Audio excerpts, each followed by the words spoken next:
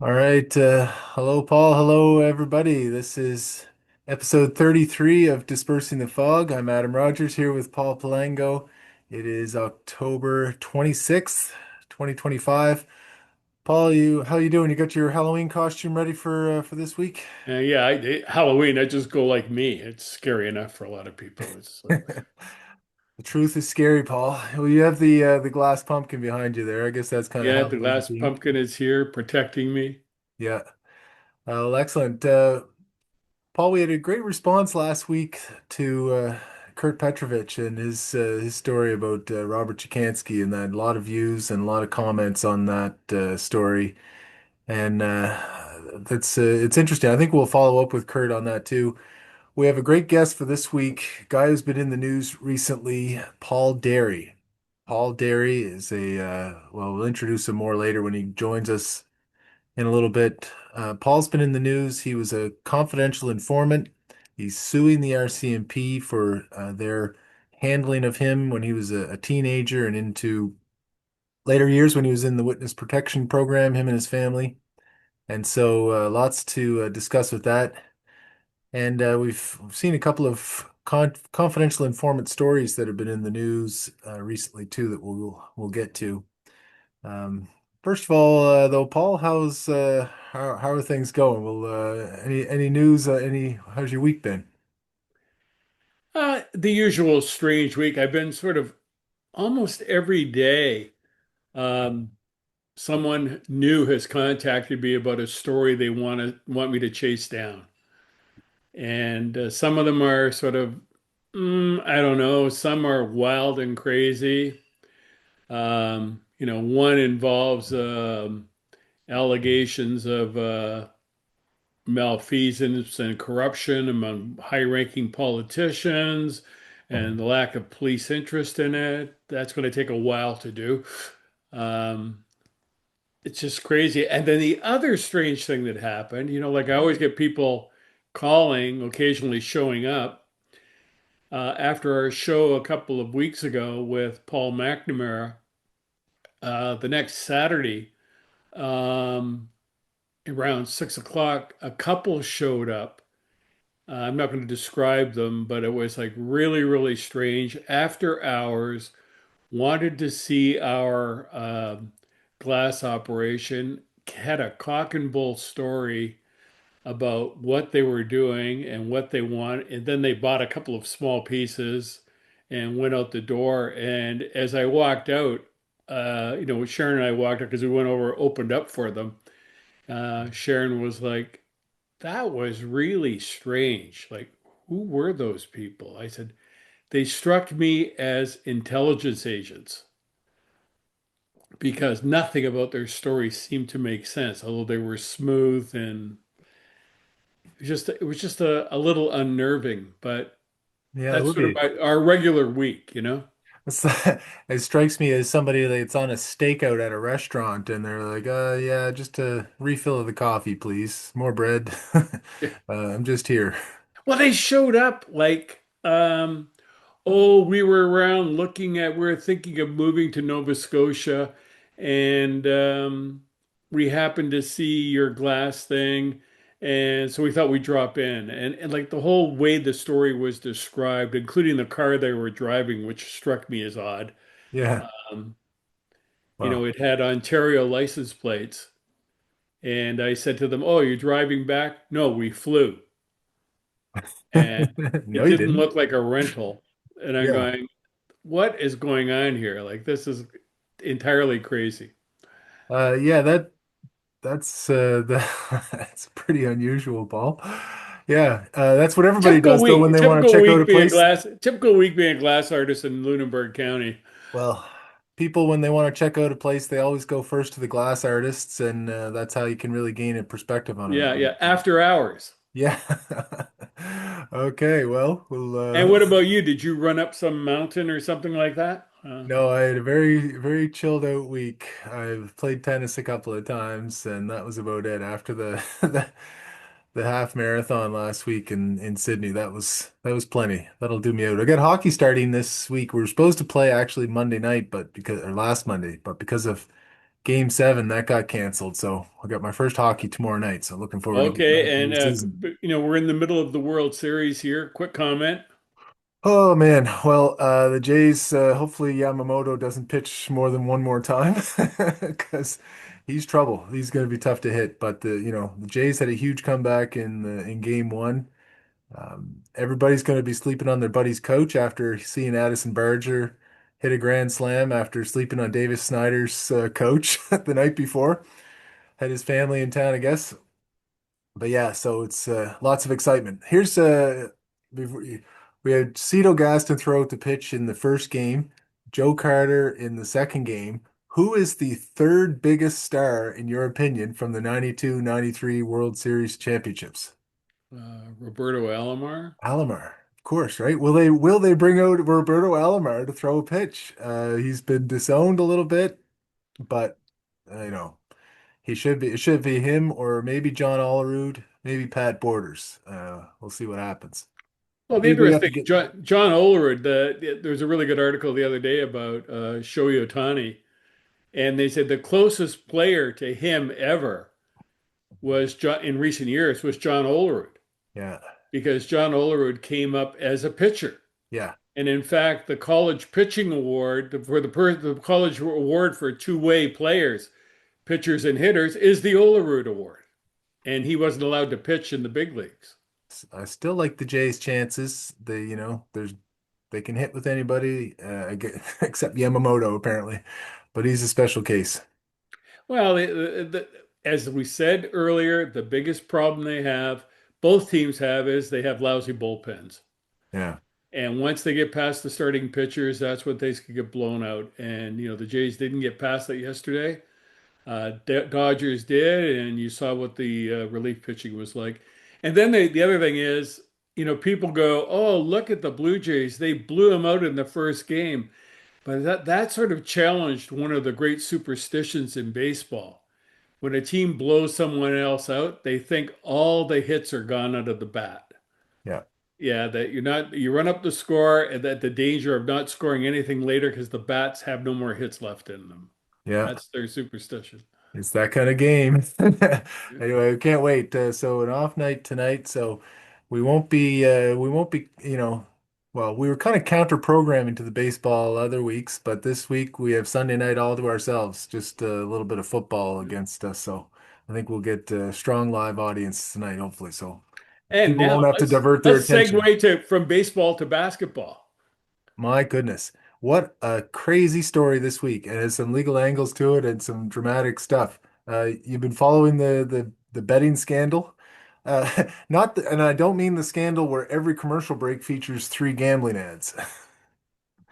It's quite a story. So for people that have been following this, they would have heard in the NBA there's been FBI investigations, and the three names that have come up most prominently, Chauncey Billups, Damon Jones, and Terry Rozier. Rozier is actually still in the league as a player. He's a marginal player, bench player, but he's been in the league a long time, had some good seasons, double-digit scoring averages.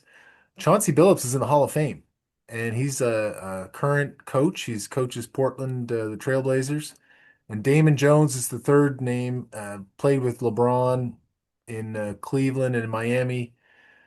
Again, a bench player, but a good player, good shooter, and but all of them tied up now in this gambling scandal where there's there's two aspects of it, Paul. One is these players would show up at high stakes poker games, as they called them, face cards, to draw in these heavy hitter players, and it was all rigged, and the player, whoever was the guest, was going to lose big money, 1.8 million in one case.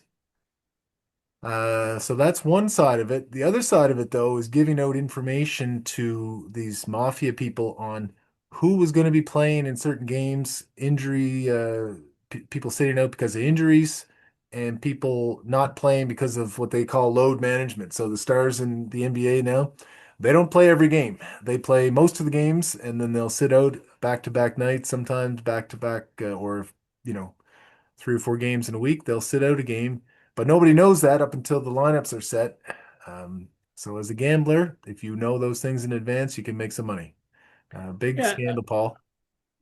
it's incredible, but it's what happens when you allow betting into sports. It's taking the sport out of sports. Everyone's sitting there betting on in the middle of the game, online betting, losing money and sucked into it because it's no longer about the game. It's like they need to be invigorated by having some money on the line. And the last sport I would, if I was a bettor, the last sports I would bet on are soccer and basketball. Two of the easiest sports to fix. I mean, in soccer, we've had it over the years, the referees, Yeah, calling penalties in a close game or a tie game in the last minute, calling fouls that require a penalty shot, which is an automatic goal. Like, pretty much. Yeah, yeah, yeah, it's like, nothing happened. Nobody saw what happened. Someone took a dive. The fix is in basketball. It's easy to miss a shot. yeah. It's easy to, oh, well, I was off. I missed, that. So you can fix games so easily. And the fouls are so subjective sometimes. If the fix is in,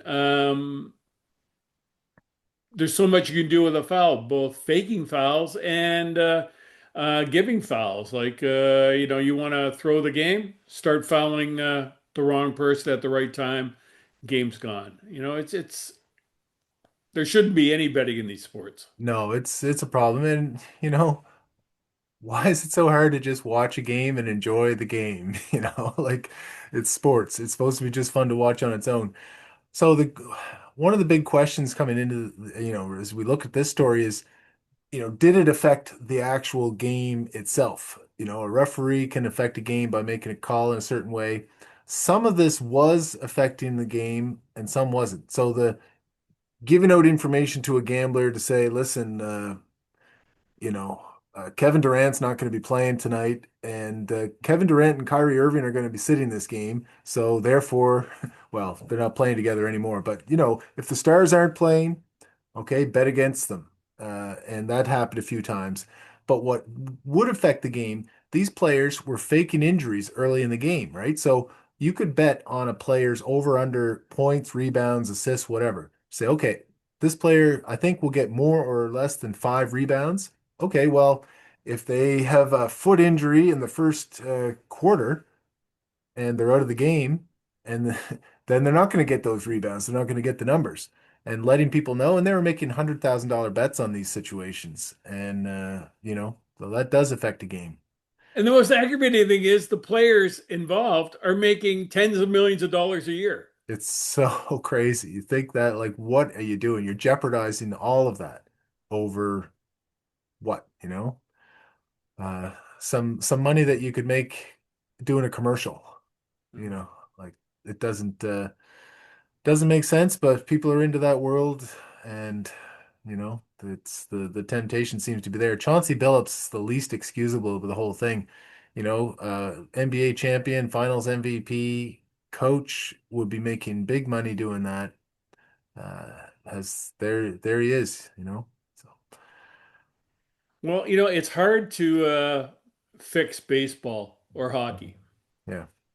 Like, how do you fix the game?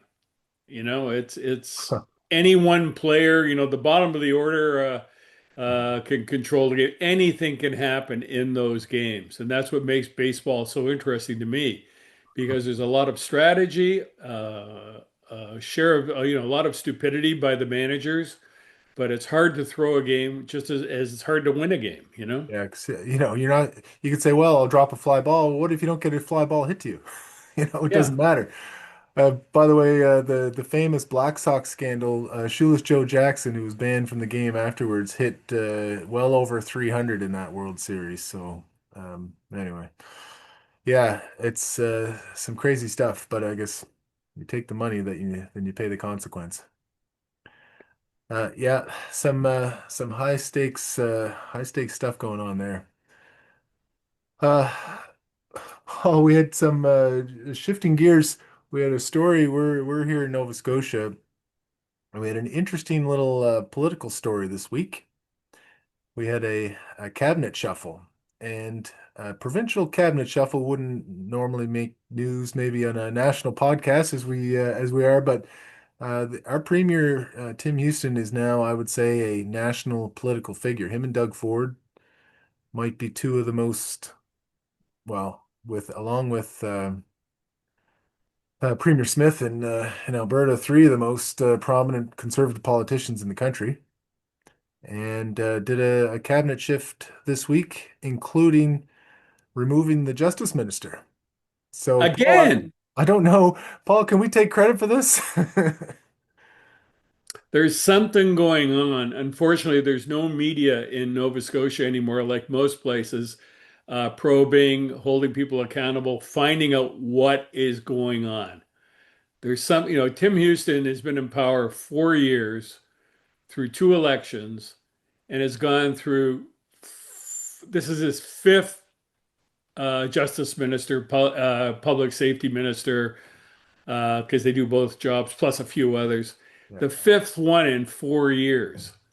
The Becky Druhan, who was just removed, had only been there for what, 9 months, Yeah, that's and right. Since the last election. Yeah. yeah, this is November or whatever, and she at least was a lawyer. I mean, one of the previous guys was a wedding DJ, Yeah. Charlie and they've Johns. had, the new one is involved in the teaching profession as the top legal officer in Nova Scotia. And it makes you wonder, like, what do you think is going on? Like, Yeah. So I know all these people. I don't know Becky Druin very well. I've met her. I've been involved in and around the party many times, and I'll put some disclosure out there first, including this. This was from actually just last night. There's the premier and I at an event. This is the funny. I'll come back to the justice minister in a second, but this is the weird thing way things work, Paul. So last night there was a fundraising event in Discouse for MLA Trevor Boudreau, and Trevor Boudreau, a friend of mine as well, was removed from cabinet this week. He was the energy minister, one of the top priorities for the government, was taken out of cabinet and replaced by the premier, who's taken on the role and the portfolio of energy as well as being premier. So, but the dinner was there, the event was scheduled already. It's been scheduled for months. Tickets were all sold, so everybody still had to show up.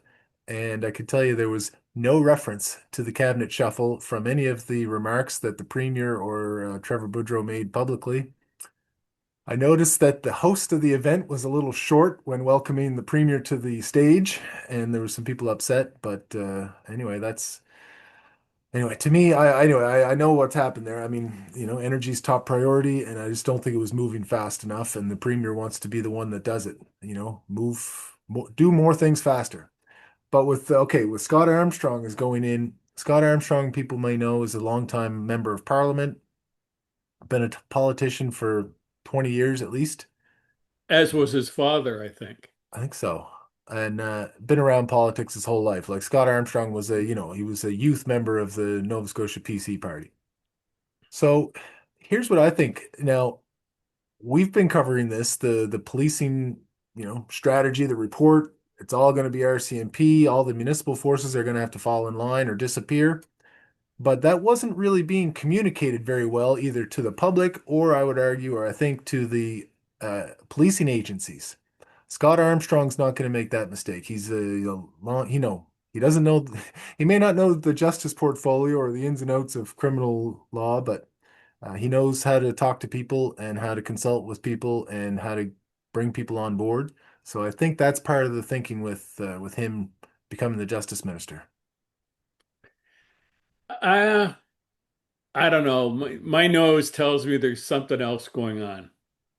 That it's beyond that. That the way things are running in Nova Scotia now, like in a lot of places, there is no accountability. So, hypothetically, let's play devil's advocate here and say Becky Druhan was uh, a smart person who had integrity and ethics, and they saw something that they didn't think was right. What can they do? Well, in the current way government works, nothing. And at the risk of sort of stepping on toes, especially the only toes in the province we're stepping on are Houston's, because he controls everything, along with his EA Nicole Lafosse. They're sort of the bosses, and they tell everyone what to do. And if Becky Druhan said, "Well, there's a case that we think should be investigated," I don't know this, but it just smells like that. Is that what happened? No, you're gone. Or we're not going to do it.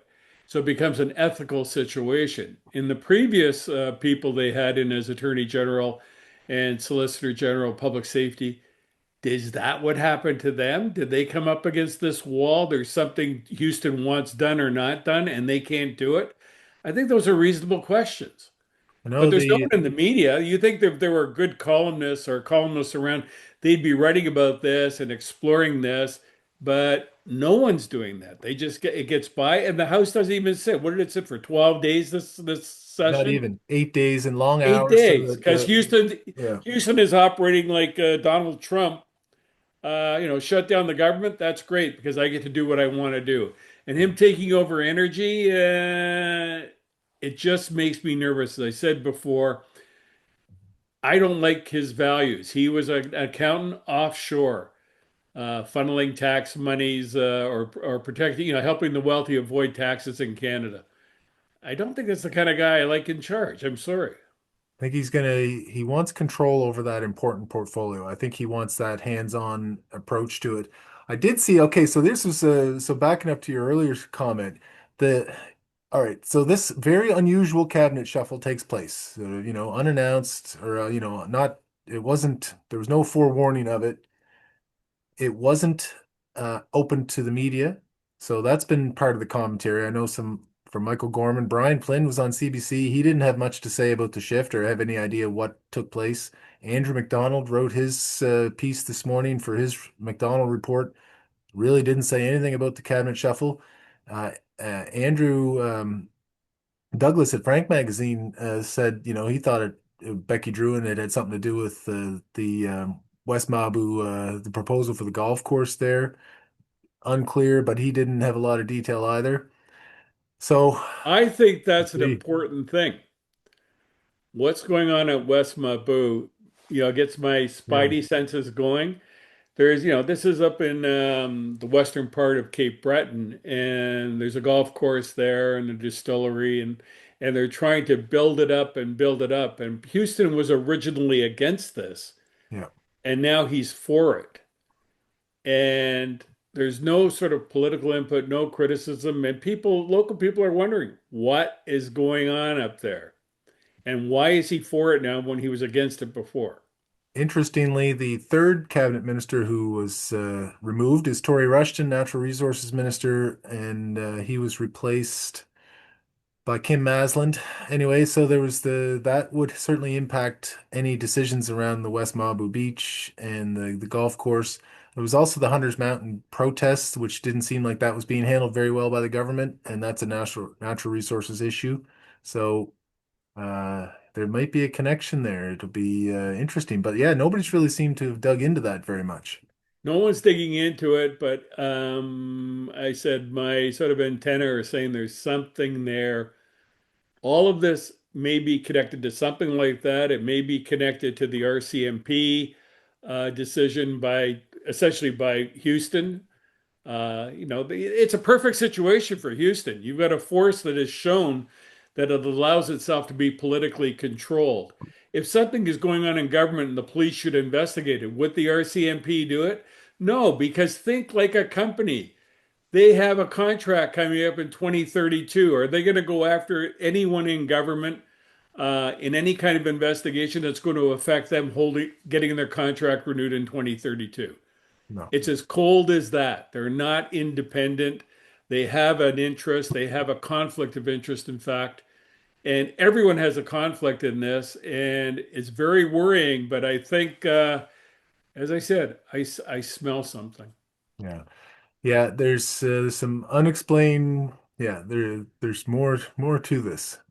So anyway, it'll be interesting to see. Like, if hard to believe there wouldn't be more coming out on it, but um, we'll we'll see how it goes. You mentioned Chief of Staff Nicola Foss Parker, also a lawyer. So it may also it may be that she's the real justice minister in all this too, because Well, whoever the real justice minister is, it's not the people for the last 4 years that have the titles. yeah, They have the titles, but they don't seem to get anything done. And there seem to be, like in the case of Becky Drouin, she wears the RCMP thing. There's controversy. Boom, she's gone. And Houston gets to say, oh, it wasn't me. It was her. yeah, And we said that, I think, way back when it happened. That's how it's going to work. yeah. Well, You said it, in fact. it wouldn't be the first thing. Well, I was looking at your pumpkin there, the magic pumpkin, when I thought it up. So maybe that's what Yeah, it's there you are. where it came You from. got one. Thank you, Yeah, Pumpkin. yeah.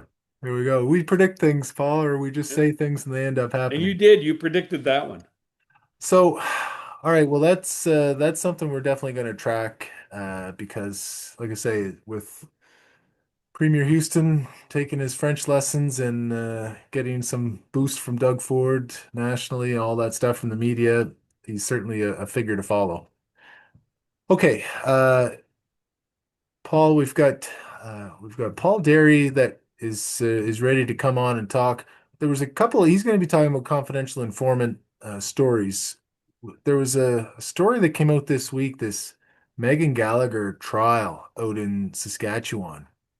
Uh, Megan Gallagher killed, and there were 9 people originally charged. Issues of confidential informants came up in that trial, and the 2 people that were going to be charged with first-degree murder or looked like they were going to be convicted, strong evidence against them, ended up getting manslaughter deals. And instead of getting, 20 years in jail, they get 7 year sentences agreed by the Crown. So, do you want to dig into that before we talk to Paul and then No, maybe let's get a see if we work it direction? in with him because we got that case. You've got the John Cook case in Truro. Yeah, That trial that sort of ended in a hung jury 2 weeks ago. yeah. My understanding is a lot of the complications have to do with confidential informants or police agents involved in that. And this is a guy to bring in and talk about it. Well, let's do that. And there's a story out of the States too that we might talk about with Yeah. Paul. But let's bring him in. I've reviewed his statement of claim and the defense from the RCMP. So let's bring in Paul Derry and let's hear from him here. Right. There it is.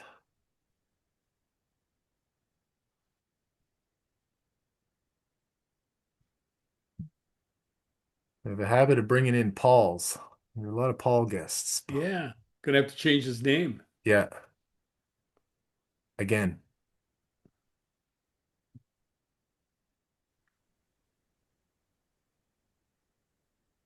All right.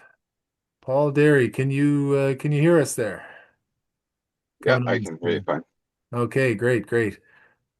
All right, Paul. Well, welcome to the show, Dispersing the Fog. I was going to ask you this before you came on, but whether you were prepared or wished to also put your video on. You can if you wish. You don't have to. I know you're in a. I can't, my video's not on. It's not on yet. You're in Okay, let an me, unusual situation of having been a confidential informant, but also you have a website with your picture on it. There So you yeah, are. there you go. there he is. All right. How are you now? All right, Paul. All right. Thanks for Yeah, all right, see if that works. we got your fingerprints there now too. Yeah, I got your palm print. Yeah. Okay, Oh, let's see that's if I all. can wait. Let's see if we can fix this up a bit. Did that change it at all? No, you're No, that's fine. yeah, we can see you there clearly, Yeah, Paul. that's So fine. yeah, thanks for coming on the show with us, Paul. We really appreciate it. Yeah, So no let's problem. give us the 2 minute rundown on just so people know who you are. You're from Nova Scotia originally. Yeah, I was born in Halifax and grew up mainly down the valley in my teenage years. I was in Halifax until I was about 12, I guess. Then down to Greenwood, and that's where I was first recruited. by the RCMP as an informant at 15. Before that, I was just a military brat getting in trouble. 15, isn't there some sort of law against that or? Um, there's policy. I don't know if there's law. There's definitely a law that says you need parents' permission. No, in my case, my dad found out right after the first time they approached me. In fact, they gave me a couple officers gave me $20 and asked me to tell them where my dealer's stash is. And of course, I was just buying weed, but back then that seemed to be a big deal. So I told them, I took the $20 and I ran down to my dealers, told them hide your weed. I just told the cops where it's at. So he got rid of his weed, and but that was the start of a good relationship at the beginning, anyway. I thought. You got the Um, $20 and some I, double agent work there. yeah, and I thought this was a pretty good gig. I mean, $20 at 15 in 1979, and kind of a carte blanche. You get to do what you want. This is how it seemed. So what happened? You So you moved up through the ranks, basically doing working on other cases. yeah, just doing bringing in intel, and of course, obviously, if you're gonna bring intel, you gotta be in the crime world. So out I went, and you know, I worked my way up from drugs to well, right up to organized crime, up to the top with the Hells Angels, which is where my career kind of ended in 2000. So I went from 15 in 1979 to 38 in 2000. And then briefly describe the case in what happened in Nova Scotia and Halifax in that case, because somebody got killed. Yeah, and it was a mess. I mean, I had started an operation in 97. It was called Operation Hatch, and that ended up getting put on hold just as Danny Kane and Amy Simard got picked up and they turned. All of a sudden, I found myself in prison on a parole violation. And it wasn't even a parole violation. What they did was end my parole and put me back in prison and said that I successfully completed my day parole, but was not having my full parole renewed. Um, so that was right after a fight I had with the witness protection coordinator at the time, and he, uh, in my view, probably had me put back in prison over that fight.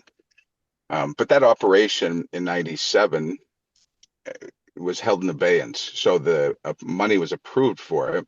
It was a drug operation against the clubhouse in Halifax. It was moving along fine. And so fast forward to 2000, my parole ends. I come back to Nova Scotia to do that. I end up finding out there's a hit out on Sean Simmons. So I call up my former handler, who's now in Ottawa, because anytime I ever had to trust somebody else on the force, I usually went to him. So he was now a chief superintendent in Ottawa. So I called him. He gives me a guy working at the Justice Department, a member. And so I give him a call. They set up a meeting, and we meet out in the Bedford parking lot.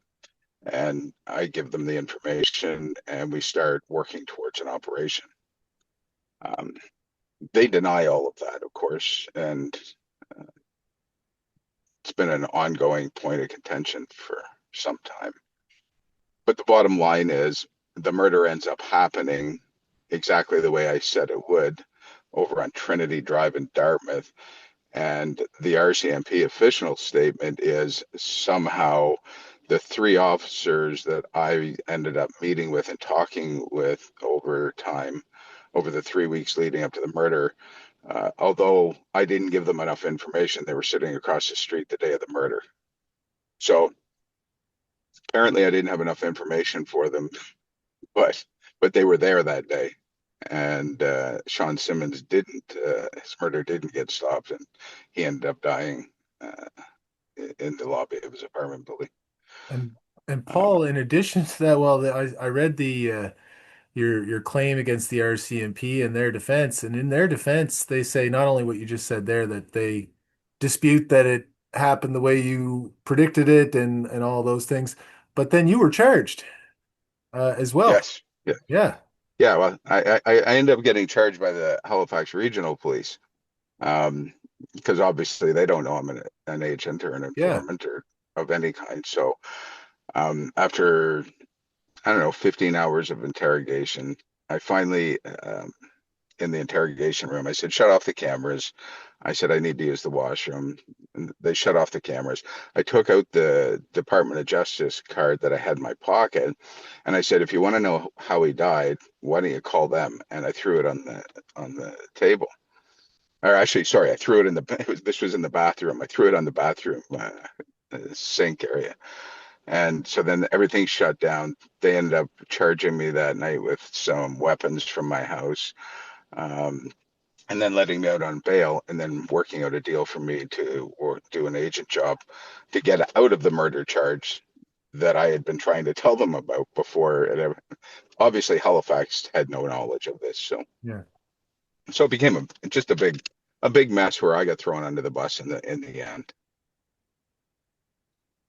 So Just going back, you mentioned, did you know Danny Kane or Amy Samard? They were Hells Angels hitmen. Danny Kane killed 11 people while he was an RCMP informant or agent. I can't remember exactly which. Did you know them or did you? I didn't know them personally. No, they came down when I was working there, but I never got to know any of them. And I think Kane ended up being an agent. I'm not sure if Amy did. I think Amy was just an informant. Uh, may have did some agent work. I'm not sure. So But what's the the truth is, difference? the agent and informant work, and especially earlier years for me, I know there's a distinction, obviously, as to whether you're being directed is by the law. I mean, he could probably tell you more about that than I can. But if you're being directed, you're an agent, regardless of whether you've signed an LOA or anything. But the truth is, aren't they always directing you? I mean, whether it be by coercion, manipulation, whatever it may be. I mean, it's not like they're not being the puppet master all the time.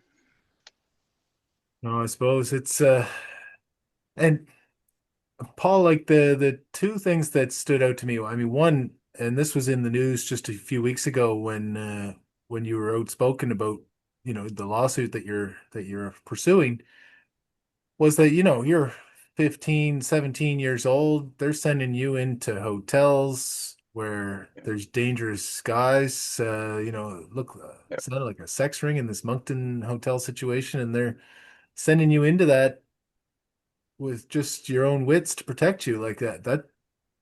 Anyway, that seems unconscionable. To a normal human being, I think it would. That's my second lawsuit. So I have two litigations going. One is 6 years old. That's based on the entirety of my career starting at 15, but mainly in and around witness protection and Yeah. their incompetence in witness protection. The second one, we tried to add to the first one. Um, but the DOJ didn't want it added. They said file a separate one, so we filed the separate one. Um, I had to think about that one. I wasn't crazy about bringing it out into the public. It's not No, my favorite subject, but no, it's uh, sensitive stuff. Yeah, like it must have been difficult for you to say all that publicly. yeah, and it's not something I want to relive over and over. Yeah. But it's not. I mean, it is one of the more standout things, I guess, over the years. But there was many, many, many, many things that directed me into that. You So know, what, you said you sort of referred to the incompetence of the RCMP and the way they handled things not being sort of the most preferable way. Can you elaborate on any of that? Like, what is the situation like? And you know where I'm going with this because I've dealt with other stuff on confidential informants over the last 5 years. But you're frozen there. Oh yeah. Yeah, Well, I'm not. while he comes back, hopefully his phone comes back. Right? Yeah. I mean, one of the things I'd like to talk to Paul about is the we talked about it, early on in the Nova Scotia massacres, Gabriel Wortman being a confidential informant and probably an agent. And basically, I'd like to get into that at some point with Yeah, him. it'd be good to get his perspective on that because, when you read through his lawsuit, Paul, like the way, he was in witness protection, but uh, it seemed like it was a real mess there too. Like I'd like to get his perspective on the program overall, because it didn't really seem like it was being run in any kind of organized way. So we'll get his And I see did his phone get zapped for talking to us? yeah, really, man, this is getting suspicious. Well, I don't even know if they know we're recording this yet. Well, we'll Ah, see. well, you never know who's listening to what, Yeah, as that's I right. said. No, but you read his lawsuit, and he says he has a lawyer out of Saskatchewan that's doing this. So that may add some complications to it as well, because he has a lawyer in Saskatchewan. I think he filed in federal court, but he's filing over things that happened well, across the country, I think, and some of the locations are not disclosed, but in New Brunswick and Nova Scotia, might seem more sensible to have a local lawyer handle those or whatever, but it's not as necessary as it once was. But yeah, he's oh, Mm, there we got you back, Paul. there you're Sorry back. about that. Oh, My that's all right. phone, my my phone overheated. I had it sitting on the dash. So Okay, let me well just figure that's out if that's really interesting, Paul, because we were just as you went off, we were like, well, I wonder if they got his phone because we heard a story kind of like just 2 weeks ago. Our guest was talking about going to China and back, and all of a sudden his phone completely overheats, and that was, in his view, oh, somebody Paul. trying to break into his Yeah, phone. yeah, yeah. That was Paul McNamara. Yeah, Yeah. Yeah, yeah, yeah. we got lots of Pauls on this show. I have no doubt that my phone overheats about as much as his and Billy's does. Okay. Oh, you all know each other. Yes. Geez, that's Yeah, strange. there, there's a unique group of us for sure. So let's get back to, well, Yeah. let's go with your question there, Adam. Oh, well, I was just talking about the witness protection program. I mean, reading through your claim, it really seems like this witness protection program is not very well organized. It was taking forever to get documents, like fake ID documents presented.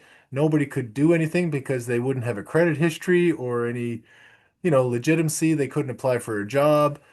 Uh, your mother passed away while you were in witness protection and they didn't tell you? Like this is kind of unbelievable. Yeah, well, some of it was after I was out of witness protection. I get kicked out for writing my book, and well, they came up with a whole list of things to kick me out for. But the gist of it was I wrote the book, and they were not happy about it. But um, and I'll be careful in and around that subject, but Sure. and stick to what I know is in the public. Um, the incompetence is definitely there. Listen, it's set up, and rightfully so. We understand it's got to be somewhat of a parole system. Um, and because you can't just let killers out into the street and not keep track of them. Right. So, and it is under the guise, obviously, of protection, and I really say under the guise because I've been in and around the program probably almost since its inception. Well, definitely since it came. Let's put it this way: I think there was 14 families in it when I came in, and that was back in 2000. So. Um, But the problem is there's so much collateral damage. There's nothing taken into consideration for children being raised in the program. There's no information given to people to help them progress. I'm not expecting perfection, but I expect them to at least listen. While you're valuable to them, uh, you get a bit better care. I don't think I ever got any real care because they hated me because I went public right from day one saying you threw me under the bus. The guy who was my first handler to protect me in witness protection was the guy who threw me under the bus.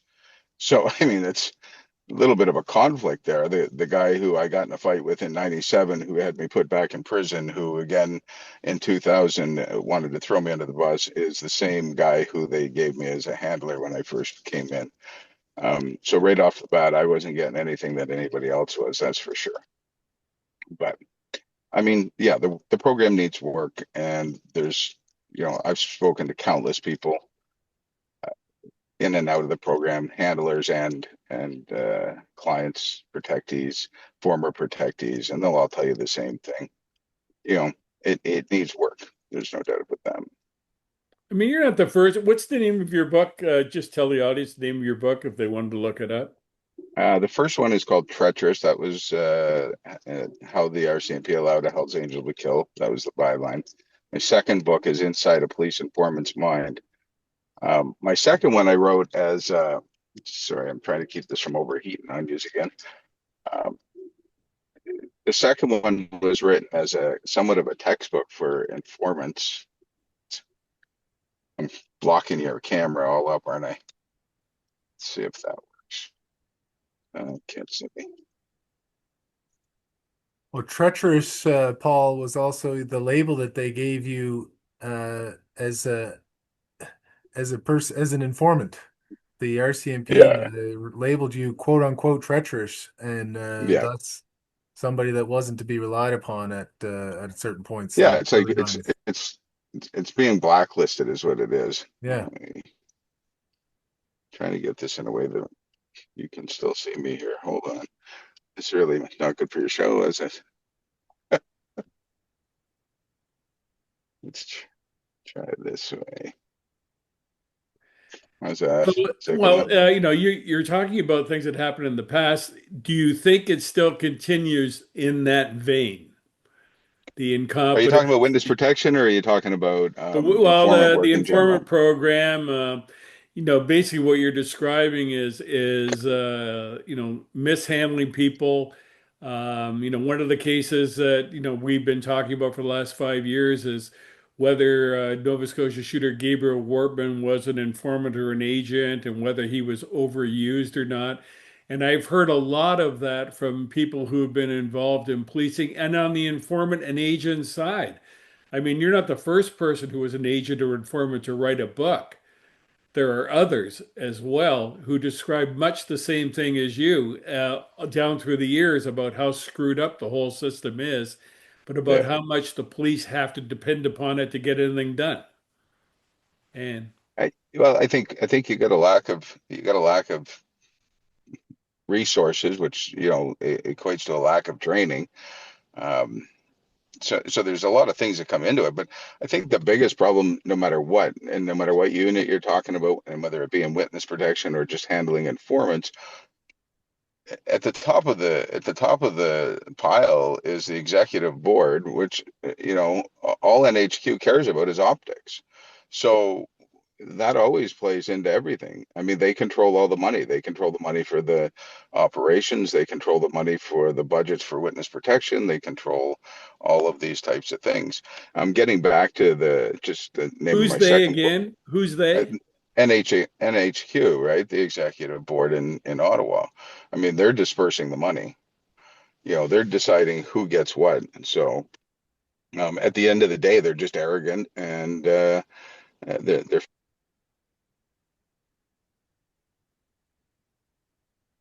I think he's dying out they there. would admit their wrongs, right? How difficult would that be? I mean, if the RCMP makes a mistake, admit it. How difficult is that? Well, they Well, don't it seem appears they're to be not very very good at that. difficult. Yeah. Well, agreed, Yeah. agreed. But the simple fact of the matter is, if they really want to fix the force, which is what my desire would be, um, I want a better police force. I want to be proud of the national police force we have. So fix it. Well, it's not hard to fix it. Lose your arrogance and be honest, be truthful, and be ethical and moral. How difficult is that? Um, First of all, maybe get a decent moral compass and not just be about protecting the buffalo all the time. So that would be step one. That would solve 99% of the problems they have on the force. Did you have the impression, Paul, that there was that money, like I can imagine the cost of relocating a family, setting them up, keeping them, well, you weren't employed, I guess, but keeping income flowing to the family. You and your wife, you had 8 children between you, I think, if reading. I've got nine altogether. Yeah. Okay, so I mean that's a lot of So I mouths am to in my feed. car doing this. Yeah, that's kind of what I figured. Right, so that's a lot of mouths to feed and a lot of things to do. And is it that they're trying to do it on the cheap and not really fulfill the obligations that they might have to a family under those circumstances? I think for the witness protection side of things, I think it all looks good on paper, and I think it all is great in theory. But when it comes to practical, it's not realistic. One, the money you typically only lasts the first. They only give it to you for the first year or two. I mean, in the average case, the trials I was involved in went on 19 years.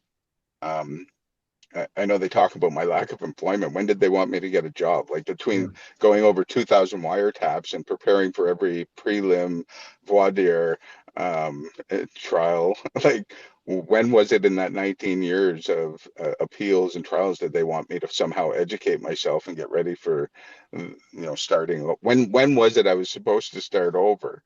You know, at the end of trials, because that was in 2019. Yeah. Did you ever feel threatened by either the RCMP or the Hells Angels or other bad guys? I'll be honest, when I came into the program, I was more scared of the RCMP, and I say that very.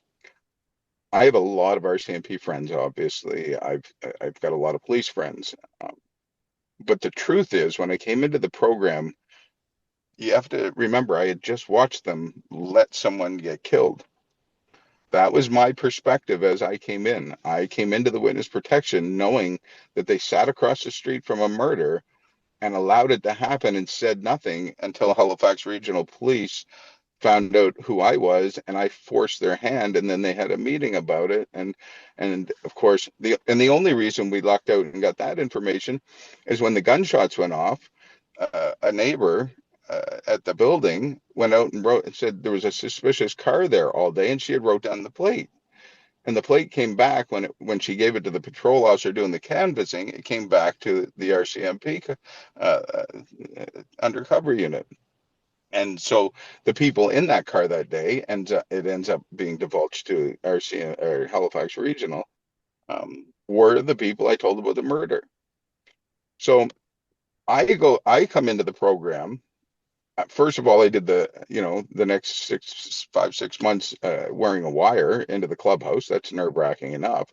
But the day that operation gets ended, the day we take down the last uh, defendant, Neil Smith, the full patch Hell's Angel, I go into the hands of the guy who labeled me treacherous.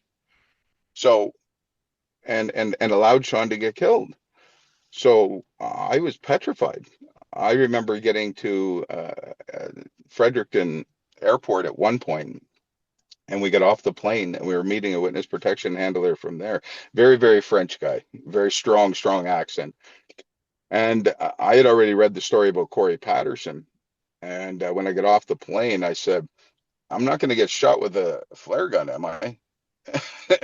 And I was being half joking but half serious, like. And he said, "Oh no, he transferred. He transferred." And I'm not sure what he meant by that. Like, who got transferred? Corey, or like, was his death faked, or do I have something to worry about? I wouldn't fly in their RCMP plane. Family members have, but I refuse to get in any of their planes. I'm not getting thrown out at 35,000 feet or 20,000 feet or whatever they fly. That's how scared I was. I say that in jest now, but at that time, that's how petrified I was. Um, do I believe that today? No, but that's where my headspace was coming into that program. So the Mountie involved who with your as your handler and Sean Simmons got killed while they were watching the house, essentially, and they failed to heed your warnings. He got promoted, right? And continued to be promoted. Well, there's a couple of people involved, and the names I can mention, obviously, that are still public. Mike Cabana, who was my handler originally, right from '88.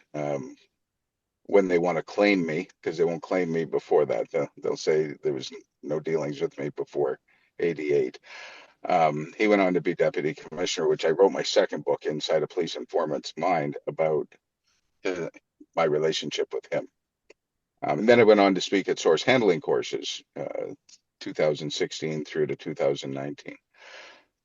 The other guy, Al Camo, he was the one who labeled me treacherous, and he is the one that uh, caused a lot of the grief and was my first handler. He retired when I filed, well, right after the discovery hearings in my first lawsuit back in 2004. So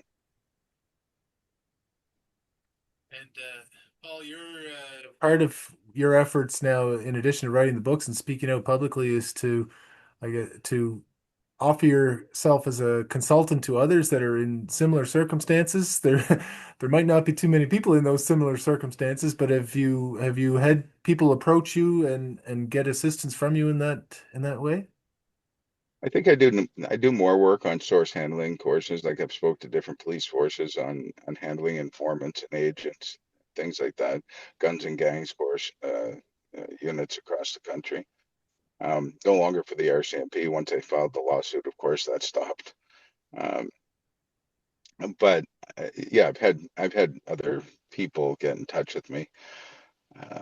I tend to help uh, a variety of types of people. The RCMP screw over their own, and I think that's one of the bigger problems is if they'll screw over their own, then people like me don't stand a chance. You Well, know, I guess You're just not the following up first on person to say that. no, and just going back to something Paul Palango was saying earlier, like with the Wortman situation, that seemed like one of the theories is that was coming to the end of an operation, and he was being handled, and he wasn't happy with the way things were being handled. I mean, I don't know how closely you followed all of that, Paul Derry, but what did you see anything there that could have benefited from your advice or consulting mind? it's interesting because as Paul pointed out on the podcast last week with Paul McNamara, you're right, a lot of Pauls. Um, I have made commentary back when Paul was first saying that Wortman was an informant, and they had called me from CBC and asked me my view on that. And at the time, they only had given me one piece of information. I wasn't following the case, and I don't. The only piece of information I really got was that he had picked up a large amount of money, 475,000 from Brinks or something along that lines. And I said, based on that information, no, I don't. I would never do that. I mean, I've never seen anybody be paid that way, and to me that sounds crazy. Um, but I've read some of Paul's stuff just the last couple of days. I'm not as convinced as I was that he might maybe he was coming to the end of an operation, and because there's certainly a mental state you end up in that could make you very homicidal, suicidal at the end of an operation. And I think Uh, part of the problem in pegging Wortman as an informant, like a lot of people, he started out as an informant, and then I'm told later, now since my last book came out, from people who doubted at the beginning, now say he was an agent. They're saying quite clearly to me he was an agent. And I've had a number of people step forward who've received agent pay in the same way that Wortman got it through the CIBC, through Brinks, picking yeah, up money. Not in Nova Scotia, but elsewhere. So I've heard yeah, others now talking about this very same thing, and it seems to make sense that he was just by the as I said, the negative proof. There are there are things in the Mass Casualty Commission that don't make sense, that shouldn't be there if he's not an agent. And that just yeah. And I think at this time, as I look at the tens of thousands of documents that I've had to go through for my own discovery, you know, I don't know what I believe about the government, the DOJ, the RCMP, or anything anymore because I've never seen so much cover up and Like I'll tell you that not too long ago I made a comment to my wife who has never had anything to do with the criminal world. My this is uh, not my the wife I talk about in Treacherous, but she has never been in the criminal world, and so she looks at some of the things I say and she just shakes her head because she doesn't have a clue. But um, when I look back, I could never really see how somebody could end up in prison wrongfully convicted.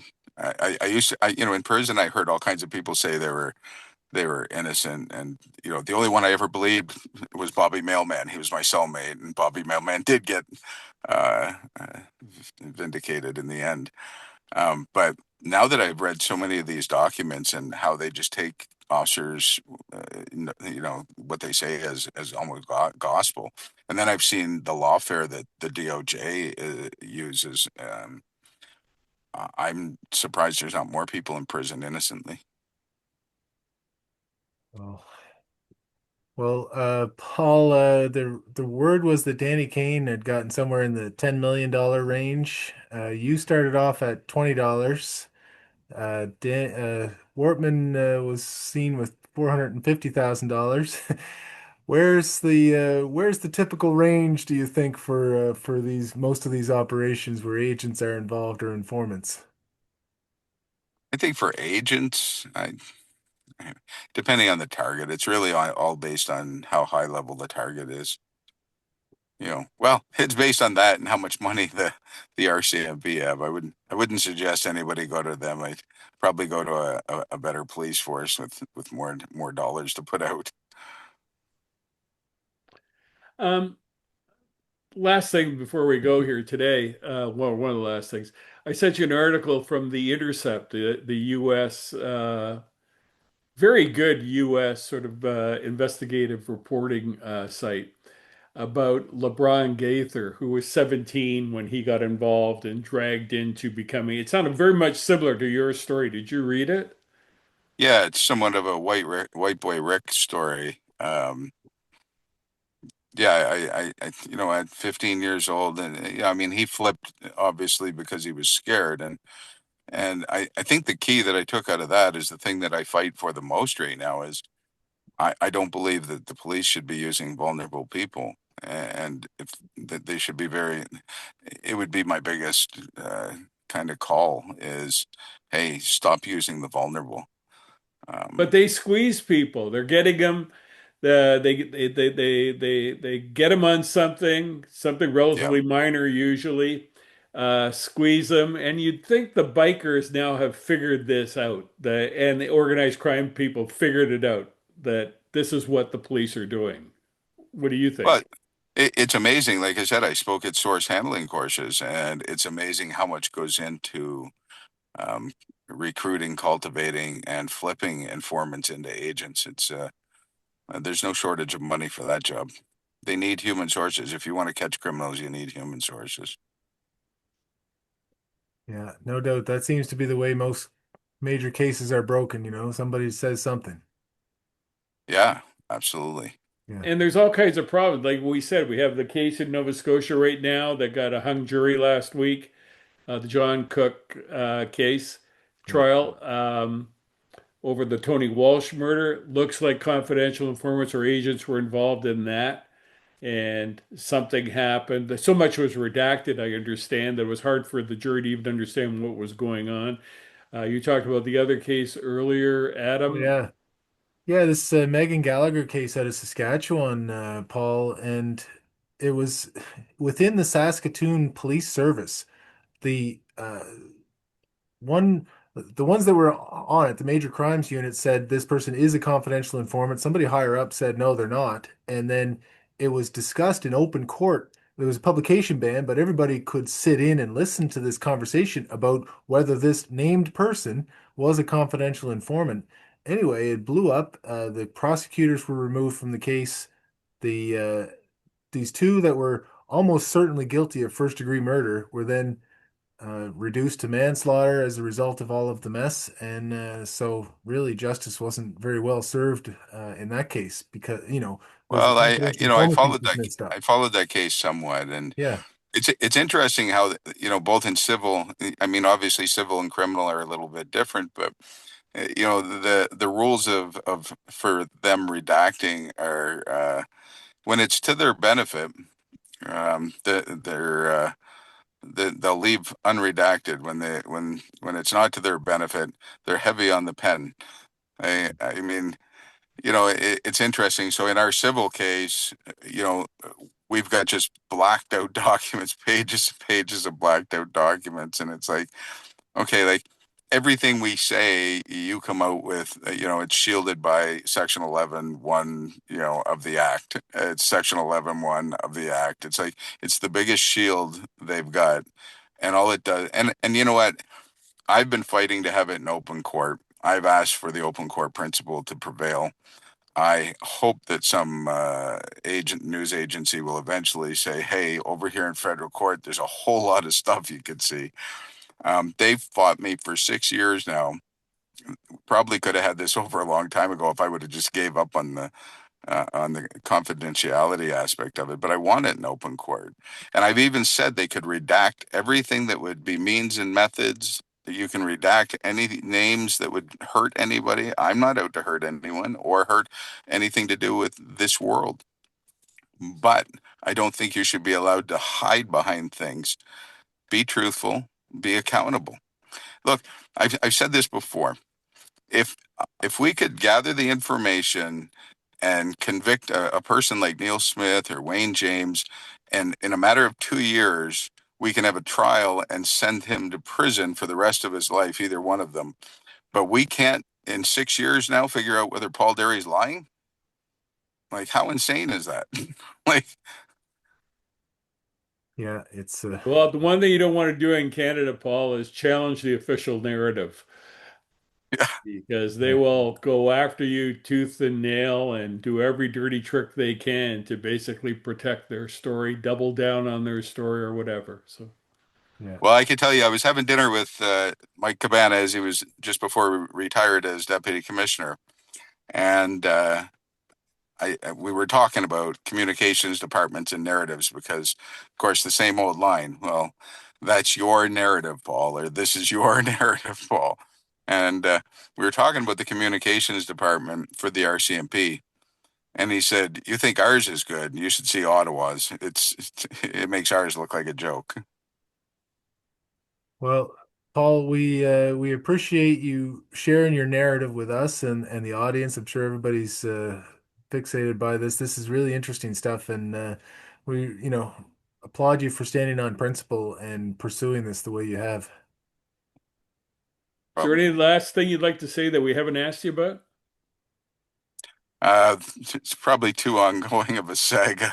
There's so Well, much we could talk. we can come back, we can revisit it, but I mean, Yeah. just Love to come back. Let's come back and talk about more. Maybe we'll get this case in Moncton to stay in federal court, and we'll have a little. At least it's open so far. They haven't closed it. If we can get that one to stay open, there'll be lots to talk about. good. Excellent. Well, we look forward to that. So, well, thanks again, Paul, and we'll have you back on at some point and get an update. I'll try not to block the camera too much then. Thank you. Yeah, not Okay. a problem. Okay, you guys have a good day. You too. Bye. Thanks. Later.